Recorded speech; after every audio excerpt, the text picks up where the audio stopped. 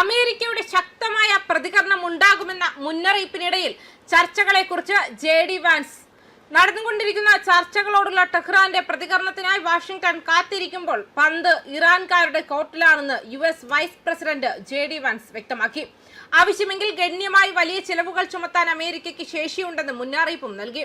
ബുഡാപെസ്റ്റിൽ Hungarian പ്രധാനമന്ത്രി Victor ഓർബനൊപ്പം നടത്തിയ പ്രസംഗത്തിൽ നയതന്ത്രപരമായ ഒരു ഫലമാണ് അമേരിക്ക ഇഷ്ടപ്പെടുന്നതെങ്കിലും ശക്തമായ ഓപ്ഷനുകൾ അവർ നിലനിർത്തുന്നുവെന്നും വാൻസ് അടിവരയിട്ടു.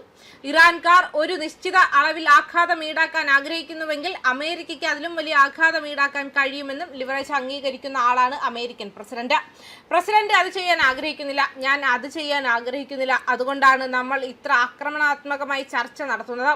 പക്ഷേ അടിസ്ഥാനപരമായി പന്ത് ഇറാനികളുടെ കോർട്ടിലാണ്. ടെഹ്റാനിൽ നിന്നുള്ള ആശയവിനിമയത്തിലും ചർച്ചകളുടെ വേഗത്തിലും കാലതാമസം നേരിടുന്നതായി വാൻസ് ചൂണ്ടിക്കാട്ടി. പ്രത്യേകിച്ചും തുടരുന്ന പിരിമുറുക്കങ്ങൾക്കിടയിൽ ഇപ്പോൾ പ്രസിഡന്റ് ഇതിനെക്കുറിച്ച് സംസാരിച്ചിട്ടുണ്ടെന്നും ഞാൻ കരുതുന്നു. ഒരു കാര്യം ഞാൻ പറയാം, ഇറാനിയൻ ജനത അങ്ങനെയല്ല. യുദ്ധം ആരംഭിക്കുന്നതിന് മുൻപ് അവർ ഏറ്റവും വേഗതയേറിയ ചർച്ചക്കാർ ആയിരുന്നില്ല. ഇപ്പോൾ അവർ തീർച്ചയായും ഏറ്റവും വേഗതയേറിയ ചർച്ചക്കാരുമല്ല. അതിനാൽ ഒരു വ്യക്തിയിൽ നിന്നും മറ്റൊരാൾക്ക് സന്ദേശങ്ങൾ കൈമാറുന്നതിൽ ചിലപ്പോൾ കാലതാമസം ഉണ്ടാകുമെന്നും ഞങ്ങൾ തിരിച്ചറിയുന്നു. പക്ഷേ ഞങ്ങൾക്കൊരു പ്രതികരണം ലഭിക്കുമെന്ന് ഞങ്ങൾക്ക് ആത്മവിശ്വാസമുണ്ട്. അത് പോസിറ്റീവായാലും നെഗറ്റീവായാലും.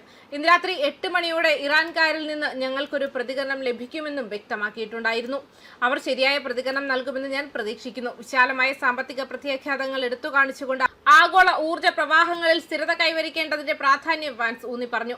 കാരണം നമുക്ക് യഥാർത്ഥത്തിൽ വേണ്ടത് എണ്ണയും വാതകവും സ്വതന്ത്രമായി ഒഴുകുന്ന ആളുകൾക്ക് അവരുടെ വീടുകൾ ചൂടാക്കാനും തണുപ്പിക്കാനും കഴിയുന്ന ആളുകൾക്ക് ജോലിസ്ഥലത്തേക്ക് സ്വയം കൊണ്ടുപോകാൻ കഴിയുന്ന ഒരു ലോകം എന്നതാണ്.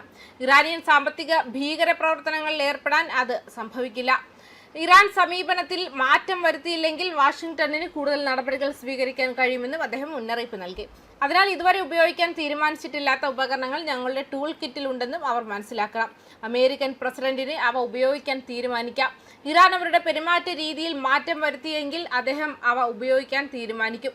അതേസമയം ചൊവ്വാഴ്ച ഇറാനിലെ പല സ്ഥലങ്ങളിലും കനത്ത വ്യോമാക്രമണം റിപ്പോർട്ട് ചെയ്യപ്പെട്ടതോടെ വാഷിംഗ്ടണും ടെഹ്റാനും തമ്മിലുള്ള സംഘർഷം രൂക്ഷമായി.